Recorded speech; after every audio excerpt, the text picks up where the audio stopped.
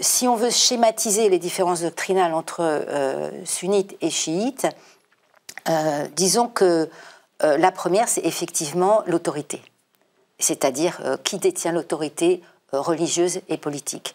Donc, pour les sunnites, c'est donc un calife, et puis pour les chiites, c'est l'imam. Et la grande différence, c'est que l'imama, donc chez les chiites, est un point de dogme, contrairement au califat, qui ne l'est pas.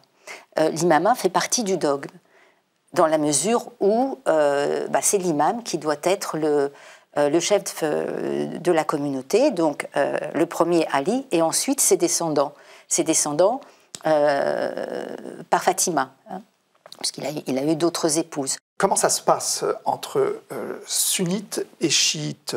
Le calife rassemble à la fois le pouvoir politique et le pouvoir religieux, alors que l'imam rassemble un pouvoir religieux si important que le pouvoir politique doit s'y plier? Non, en fait, c'est la même chose. C'est la même chose. L'imam égale le calife. Oui. Alors, oui et non. Oui et non. Oui et non, mais en tout cas, le fait que l'imam ou le calife soient les détenteurs du pouvoir politique et du pouvoir religieux, effectivement, ça c'est la même chose, on va dire. Peut-être on pourrait quand même dire qu'il y a peut-être une différence entre les deux, c'est que l'imam a une inspiration divine. C'est-à-dire que l'imam a accès au sens caché du Coran, alors que le calife n'a pas du tout cette prétention. Le calife est un dirigeant temporel.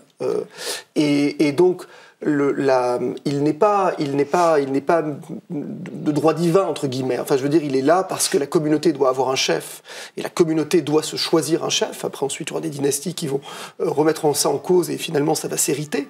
Mais il n'a pas de prétention à un accès direct à Dieu, le calife. Alors que l'imam, dans ce cas-là, oui, est vu comme une figure dont les pouvoirs vont bien au-delà de ceux du calife. Et ça, c'est très important parce que ça pose la question herméneutique. C'est-à-dire jusqu'où on interprète le Coran. Et j'ai l'impression que du côté chiite, il y a un effort herméneutique plus important que chez les sunnites, dans la mesure où on a ce lien direct avec... les deux croient, je pense, en le Coran incréé, venu du souffle de Dieu. Bon, ça, il ne se pose pas de question là-dessus, mais... est-ce que vous pourriez montrer la petite différence? Alors, comme le disait Stéphane, l'imam a une inspiration divine, d'une part, et ensuite il est divinement désigné. C'est-à-dire qu'il n'y a pas de choix, il n'y a pas d'élection de la part des hommes, c'est Dieu qui décide. Voilà. Parmi, bien sûr, les descendants donc du prophète par Ali. Bon, après, il y a d'autres doctrines qui se sont élaborées dans d'autres branches du chiisme que le chiisme duodécimain dont on parle en général parce qu'il est majoritaire. Hein. Chez les ismaéliens ou chez les zaïdites, ça va être différent. Voilà. Mais disons que, de toute façon, pour tout le monde, l'imam est divinement désigné.